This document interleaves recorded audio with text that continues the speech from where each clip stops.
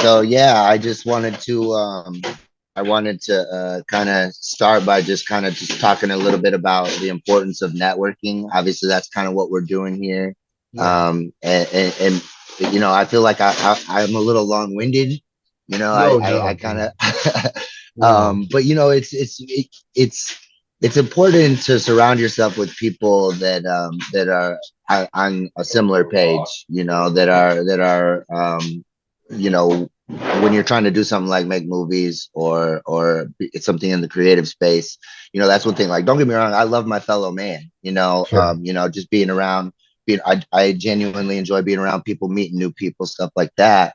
But you don't get an opportunity to kind of talk about stuff like we're talking about right now, unless you kind of are in that environment. So for all that's said about networking and you know, professionally, that's important. But I think it's also important, you know, for your mental health, frankly, and you know, for your just well being to be able to to discuss, because otherwise you get Yeah. like I'm getting. I got, you know, all this stuff built up in my head, you know, Yeah. that but And you got to get it out because that's what you were meant to do, right? You're a right, storyteller.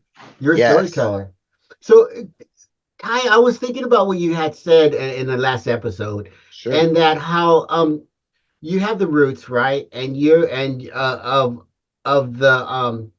the classic way of approaching distributing yeah, your art, right? Your craft, which is yep, initially you write the screenplay, then you get backers, maybe you get an agent, and then you yep, get yeah, then you get somebody to invest, right? You maybe you create a short film first to get a little bit of presence out there, right?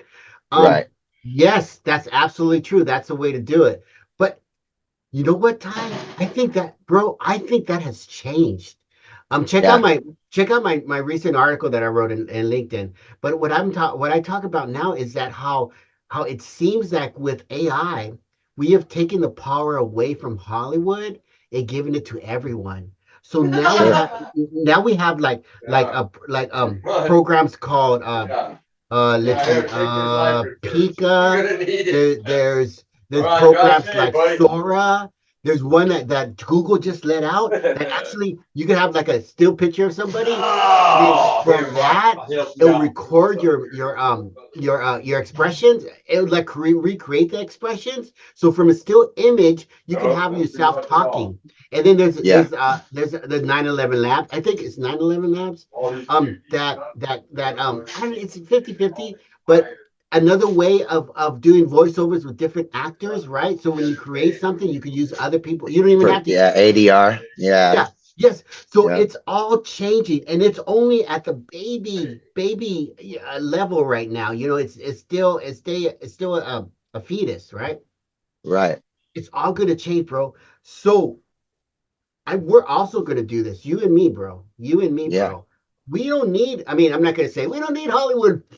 We do, we do, right? I mean, everybody still does, right? Well, that's the thing is like, so I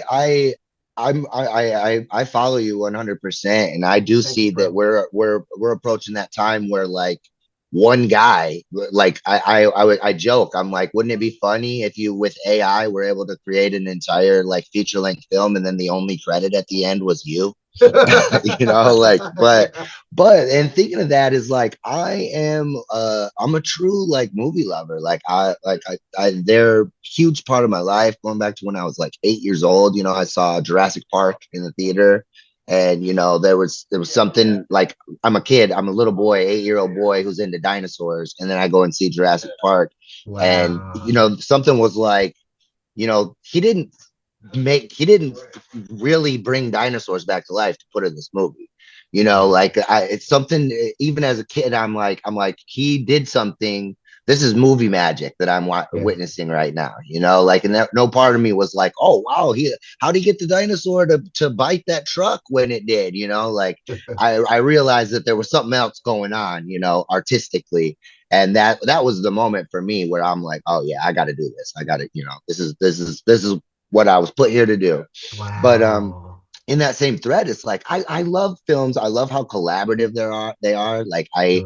I tell people all the time, like whether you're you trade skill construction worker, any electrician, any there is literally a job for every skill set on the set of a major motion picture. Like Wow. it's you know, from above the line, below the line, craft services. You know, I even used my bartending skills at rap parties before, like when I was a production assistant. You know, I'd set Nice. up the little craft services table, and you know, we'd rap for you know whatever seasons that we were working on, and then we'd have the rap party, and I'd jump behind the table. You know what I mean? Like you can there's something for everybody in movies, not just the creative, not just, you know, the director, the writer, the you know, the people, the actors.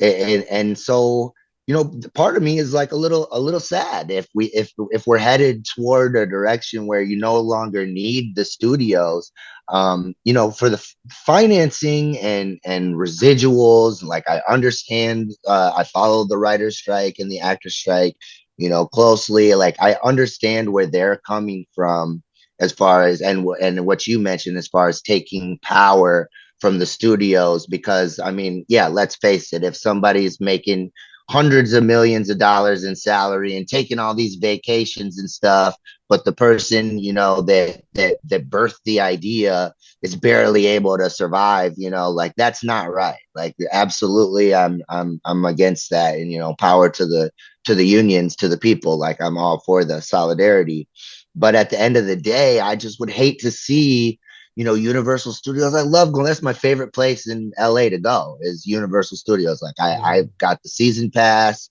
You know, I'm going there. I'm taking the backlot tour every single time I'm there, you know, because Nice. it's just so cool to just be in a sound stage and be, you know, see these big green screens and envision like, man, you know, one day I could be here, you know, bringing something that I wrote to life in this setting. And you know, so yeah, I kind of I just say, I guess, old school, you know, but that's not to be, you know, the streamers, you know, I'm a big fan, you know, particularly Max, some of the stuff that they've put out, Disney Plus, a lot of, you know, the Star Wars LucasArts. You know, I was actually one of the people. I don't know how you felt about it, but I'm a huge Star Wars fan, and I was pretty irate when the studio that had just put out John Carter from Mars or whatever, just acquired, which is like a known sci-fi flop, acquired LucasArts all of a sudden, was gonna own Star Wars. I'm like, what? You know, but they've done some really cool stuff with their streaming platform and as far as with that IP. So them, you know, so I'm with the streamers and I'm with the future and the technology, but at the same time, I just hope that there's still a space for the theatrical and even for the same as like theatrical is kind of old school. I feel like the having to wait a week to see what happens in a serialized show is like considered old school now because they just drop like all 8 episodes at once and people can binge it. Yeah. And I really feel like that you lose something in that. And so that's kind of what I was talking about as a writer when you're envisioning, you know, just like I wouldn't say to write for commercial breaks. You know, I think we can all agree that, you know, we're fine with, you know, not having ad breaks, Yeah. or having to write those. But if it's something that you envision as coming out on a Sunday at 9, that gives, you know, a week for people to think, well, where's this going to go? What's going to happen? You know, you got your teaser for what's coming out in the next episode. And if you're thinking about that when you're writing the story, then, you know, you end that episode in your head like, oh, they're gonna be waiting for that, you know what I mean, they're gonna. And I think that that's how you build a, you know, like a cult following and, you know, a really devoted fan base is by that. So that's another method that I guess is kind of becoming antiquated or old, is the, you know, one every weekly episodic release. And that's another one that I kind of that I still wrote for, you know, Yeah. one of the series that I wrote in there. And that's what we were kind of talking about in the last episode is the different projects that I wrote in those 5 years. You know, I put the picture on LinkedIn. The script consultant had contacted me, Oh, and bro, I'm like, well, can you yeah, send go ahead. that picture to me and send whatever you have so we could show what we're talking about, or I could Yeah, just yeah, go into it? absolutely. Okay. Yep, I was gonna ask you, yeah, if you wanted, I've got some stuff I can share for sure. But you know, I kind of laid out, you know, because movie people are visual, so Yeah. and obviously I'm not gonna just try to have all my scripts right there open for everything, but I just wanted to show like this is the volume of the handwritten stuff that I have, so it's like all laid out. But like I said, each one I envisioned and I wrote with a different distribution method in mind. And that's going back Nice. to that piece of advice that the guy gave me, you know, about starting with something a little bit more that could be produced for cheaper on an independent, like a little indie film or urban drama is what I would call it, you know, where you can Nice. shoot in a city or a town that you're from possibly. And so yeah, each of those projects I did, and so I wrote one that was you know, but then also I had 5 years, you know, to do. So I'm like, well, I'm still gonna write my $200 million budget feature film series, you know, Sure, like sure, I sure. got to. So that I did that, but then I did write, I tried to write kind of a more intimate, or like I guess it is not a biopic by any means, but you know, borrowed a lot from my experience in my actual life story.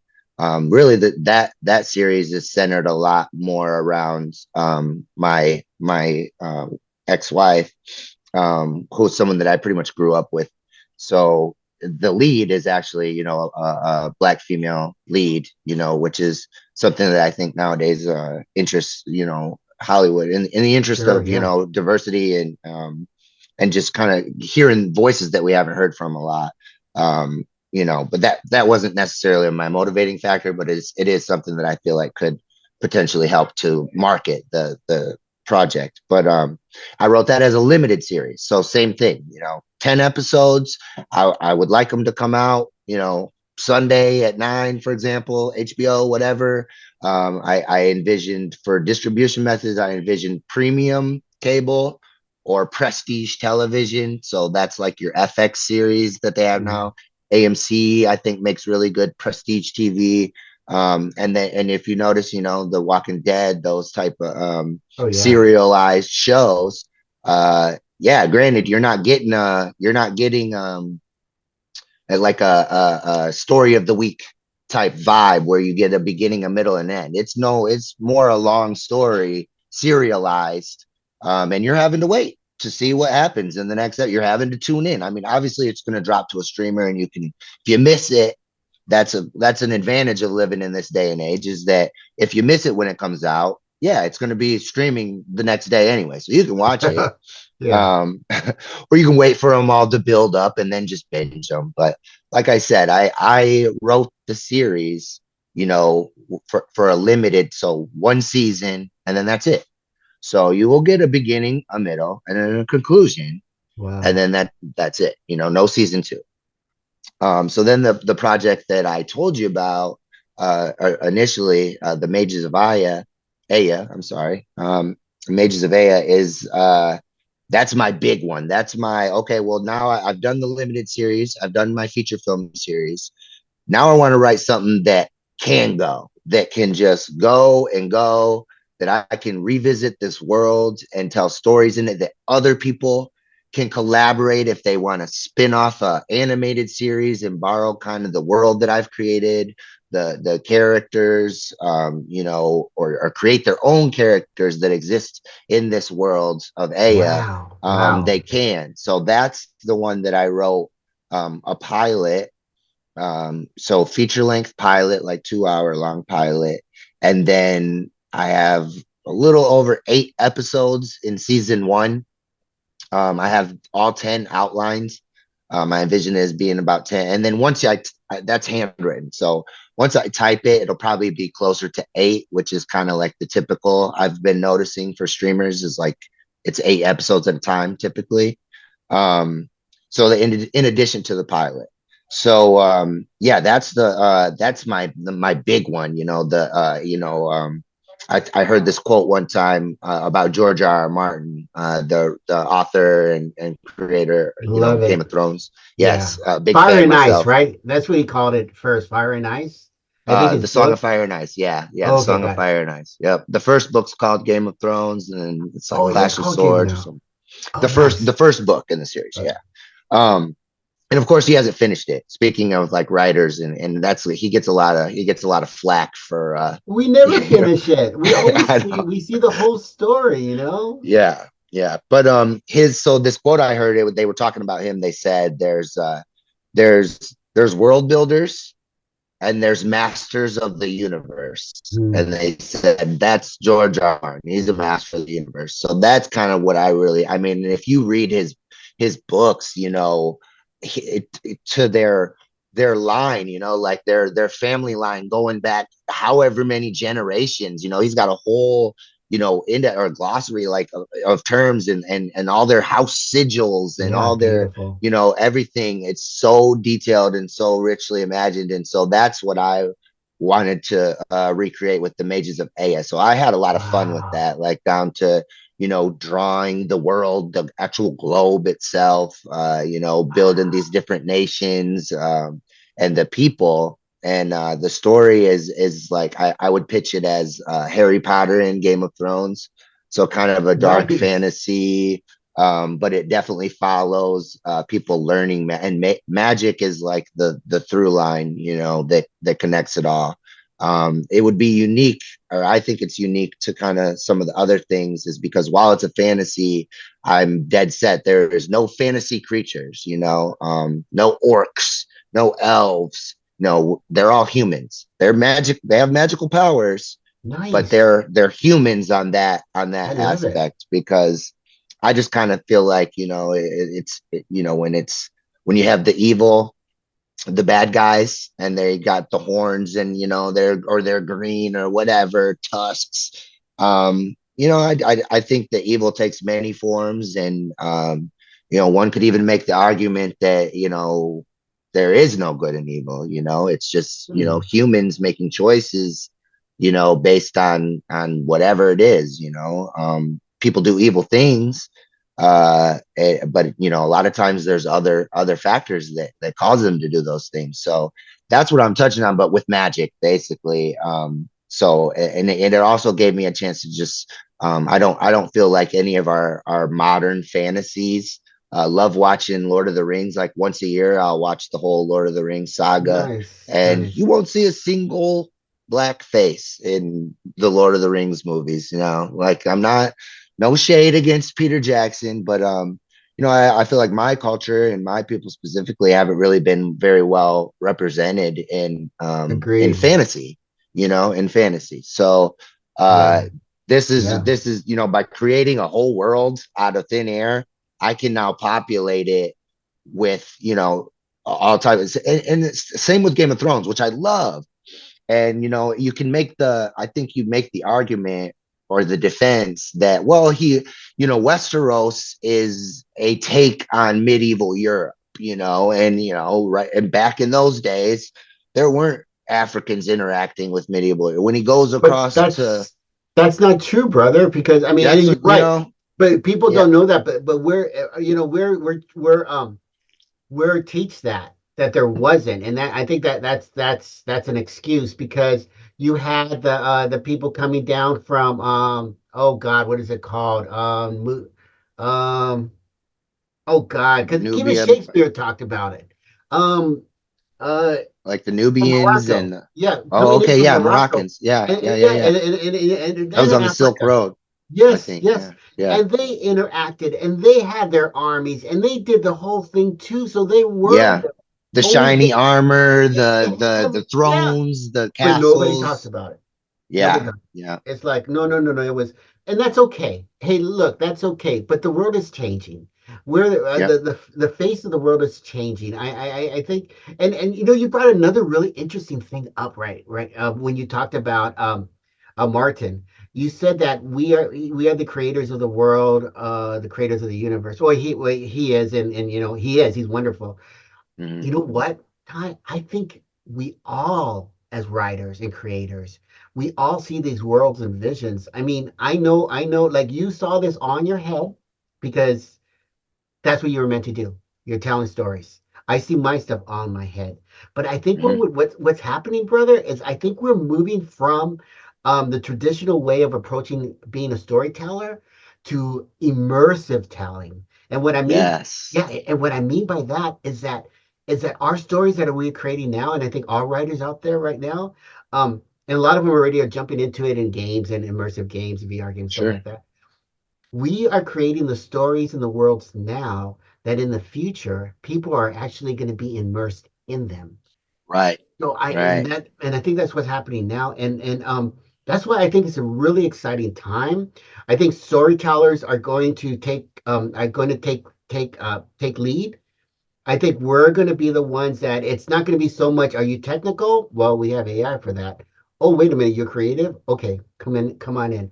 Because I think the creative mind is going to be able to be the leader of future worlds, of changing the world in a positive way through our craft. So that's why when people say AI is so scary, AI, they're taking all the jobs away. Well, in a sense, they are, but they're also evolving man into something more beautiful. I think something more free than now, where we have stagnant lives and a lot of beautiful people with beautiful ideas never were able to do what they were supposed to do because we were Right. clogged down. We were clogged down with life, right? And even me Yeah. right now, being a single dad, I work till 1:30, 2 o'clock in the morning every day because I want to get my craft out there. And Yeah. if I said, well, it's not fair, and other people are doing it, it's not fair. I got a life to live. Nothing's ever going to happen, bro. And then Right. one more one more quick thing is that that's why I started this channel, right? Virtual Nuts. Sure. That's why my whole approach is that it's going to be a collaboration only because people also like, and really quick. I don't want to go on a tangent, but like Oh, all the influencers right now, all the people online, that have all these followings, they're doing wonderful jobs. But the reason why they're so popular, and my son brought this up to me. He says, Dad, there's a lot of lonely people out there, and people like to indulge in something that's going to take them away from the world that they have now, but they also love to meet people, to have friends. And why these influencers are doing so well is because they're friends. And that's why like, for example, I watch a lot of stuff from Thailand because I love Thailand. And these people, I feel like I know them, right? And they're just, right. Yeah. yeah, I get yeah. that from podcasts. I feel something about Oh, listening to their voices while I'm, riding the train or just going about my life, doing laundry, whatever I'm doing, and you got them right there. It's like you're just sitting there chopping it up. And yeah, I definitely, I agree, and I see it's really interesting because it's like. As a writers before, like maybe in eras past, you were writing to show you have to write for an audience. There's different types there's writers that write for themselves. You can write to inform, but at the end of the day, what makes you like a writer is that you're creating your stuff to share it, to give it. I think it's important to also write what you love and what but at the end of the day, you're writing it with the intent to share it. And screenplays specifically, you're writing with the intent to show it to people. But as you just described it, and I agree, and I think that you put it great. It's more mhm, than just writing to show people.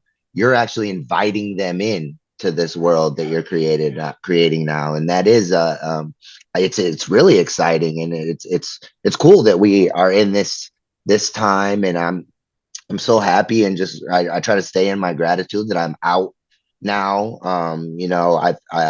Like I touched on in the last episode, that 4 year stretch, a little over 4 years, 5 year stretch that I was down 2019 to 2024. A lot. It was almost like the kind of violent type of ugly change that precedes cool change, I guess, for lack of I a think better so. term. Yeah. So I'm just so grateful to be out now, and I try to stay in that gratitude, and I'm out at the cutting edge, from how much LinkedIn evolved. We were talking about that as a platform for professional networking and creative sharing.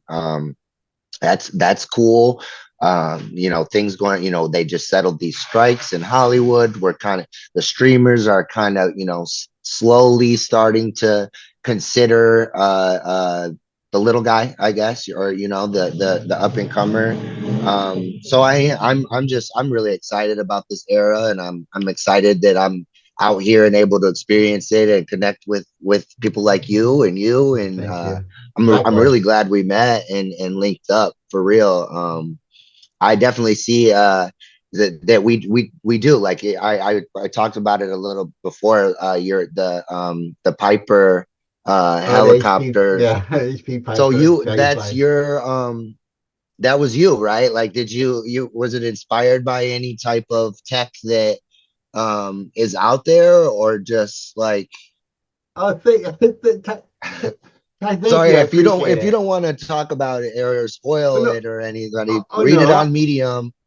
Junk Food Junkie, it's good. They're good serialized story, quick reads, exciting, futuristic sci-fi. But yeah, I could just see how you had your I'll just, episode or chapter that I read, and then at the end, you kind of went into detail and had this section about the actual Piper. You had mentioned them, during the in the course of the narrative, you know.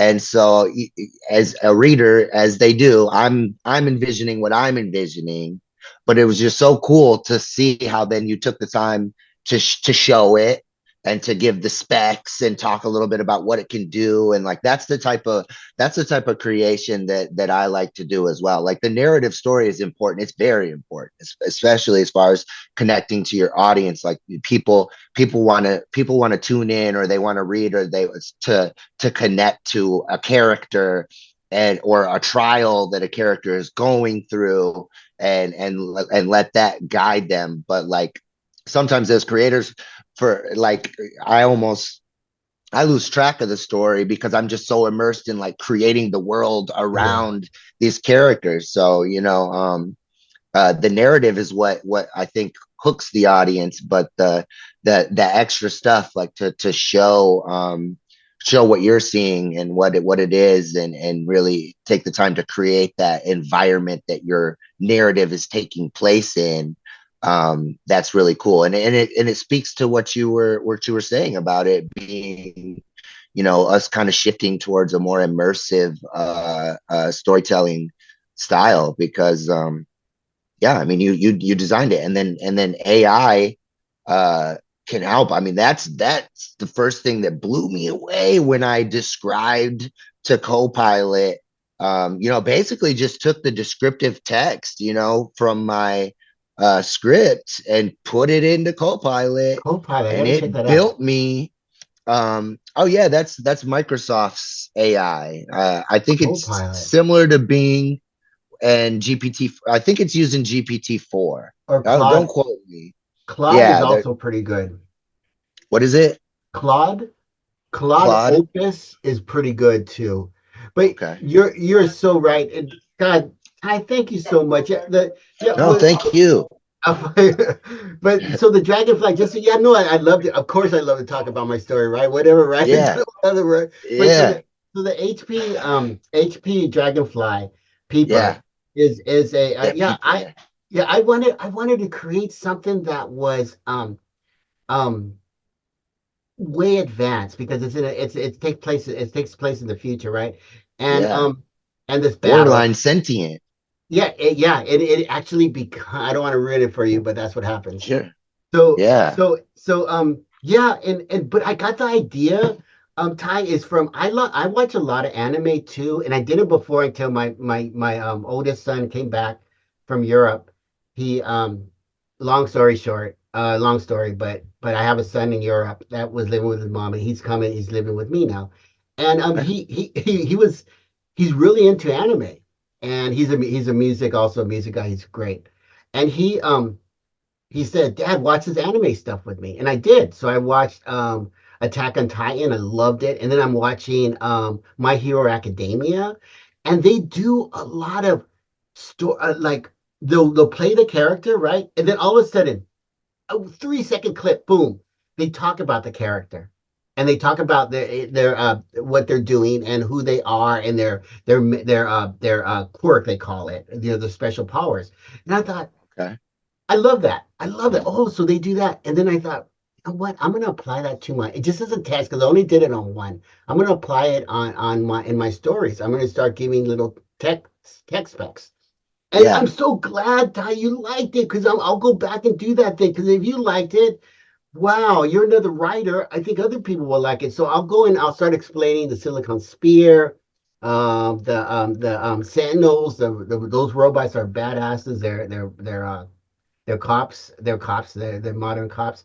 All this stuff. Okay. I'll start explaining all of those guys because yeah. I mean, just like you, right? We see everything. We see Yeah. Yep. everything in our heads, and Yep. then we just gotta type it. Yep. Yep. And what, how cool a tool is AI and being able to use. I mean, that's what we do is paint pictures with our words, and now it literally can do that. Can take our Yeah. words, and make images, and that blew me away. Like to Oh, see it's sets and crazy. and armor concepts, and to how they dress. I can feed it, the time period. My fantasy, the Mages of Aya, is set. I told AI like it's between 15th century and 19th century Earth, but so like that's like Christopher Columbus, like circumnavigation up to like just before the automobile. But as we even to this day, there's societies and cultures that are alive out there that are still living like they're in the Stone Age. You're right. You're right. In the Amazon, in New Guinea, New Guinea, yeah. cultures that have existed that way for thousands and thousands of years. So Don't they when don't you they still eat people in New Guinea? I think I don't I was reading a really Yeah, me interesting too. book where the guy was yeah, but that was something that they definitely I hope it's not practiced as often there, but we wouldn't Yeah. really know, like the average person. um but yeah, just the fact that so many civilizations can exist in different states of technological advancements, if you call it. Yeah. So I felt like I had to, for the aesthetic and the look and the feel of the show, I definitely like the medieval. I like the sword play. I like, the armor, and like I like that, like of a Game of Thrones. But I also wanted to talk a little about and introduce kind of my beliefs on firearms and guns, and that I just feel like it's just such an evil tool. It's if there was a time, where if you wanted to kill another man, you had to, all the burliest, toughest guys who dedicated their lives to war, and they would go out in a field and just have at it. To now, a 3-year-old can use a firearm and kill a grown man. And I've always felt like, I hunted. I grew up on a farm. I hunted and fished. Like I understand them as an instrument, and a tool, and probably one of humanity's, most consequential creations. But in my world, I wanted to kind of introduce them in a different way, is that they were like, you know, especially when pitted against magic, they were like almost like a corrupting influence. So Wow.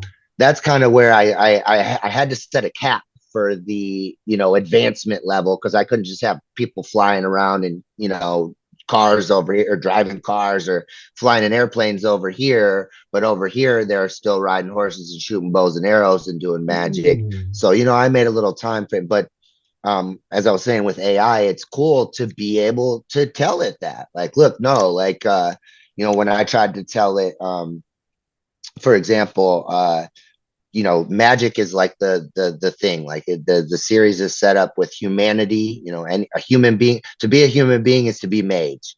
Mage could be used a term that they use more for like lord or lady or like noble, whereas like a commoner would be a magician. But everybody's capable of doing magic. That's the So, whole oh, part of the series. So no muggles. There's no like, oh, let's keep our powers. We have our secret world. No, the world is magic. Period.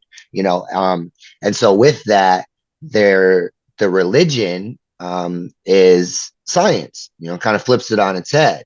oh, So instead of nice. churches, or they refer to them as churches, but really they're observatories with telescopes. So I was able to tell AI, like, describe to it this world, this setting, without telling it any of the narrative, like, okay, Petra, the character Petra wakes up and it goes and does this, and this is the plot, and this is the conflict.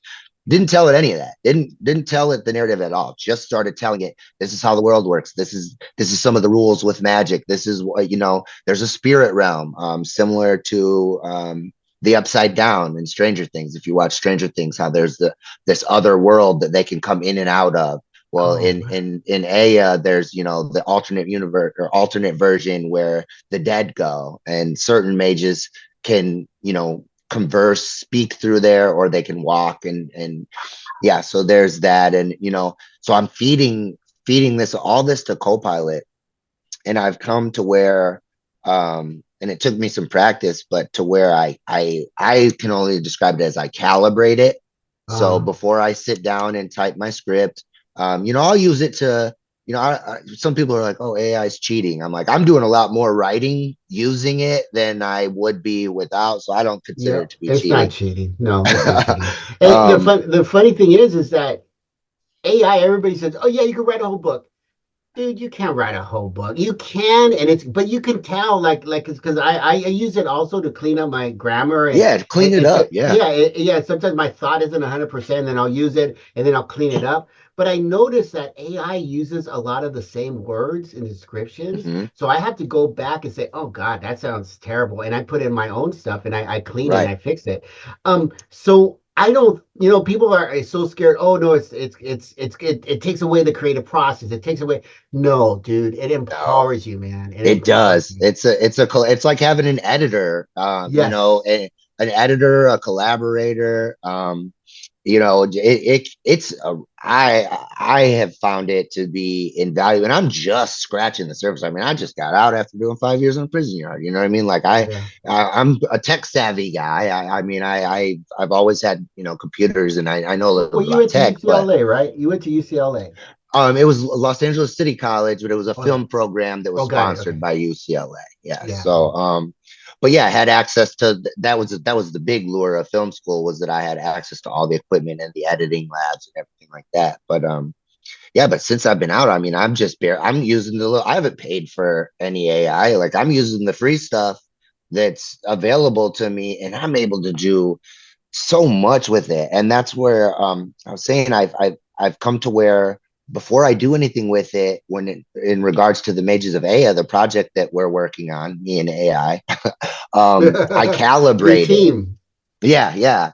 And for so I go through this calibration period where it's like, tell me what you remember about spirit mages.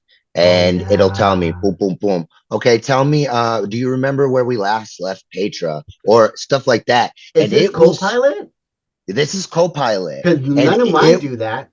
it will summarize now, and it's crazy. It has three modes. Copilot does. It has precision, balanced, and more creative. And Oh if you ask it to shoot, write, Ty, this is we only have a minute that's left, and it. I have another interview to go. But you know what? Brother, can you please come back? I want this to be a constant weekly show because you are effing phenomenal. If that's okay with you, I know you're super busy. So if No, that's man. cool with Yeah, we you, can we can arrange it. Yes. Yeah, we're connected. We're yeah, linked we up got now. it. We got So it. yeah, yeah, Yeah. we're on there. Yeah. Hey, thank you very much for having me on, and Oh, and my and pleasure, providing this brother. platform. Thank you, Ray, brother. I Thank really, you. yeah, no, Bro, yeah, and I look I'm forward to doing it again. I'm blessed, brother. I'm blessed because I get to see this guy blow up because you are gonna blow up, brother. You are gonna Oh, you blow up. You're gonna be right there with me, man. Thank you, brother. It's Together. us now. Yeah, yeah, for sure. All right. Well, Thanks again, Ray. thank you so much. Thank you guys all for watching and being tuned to our next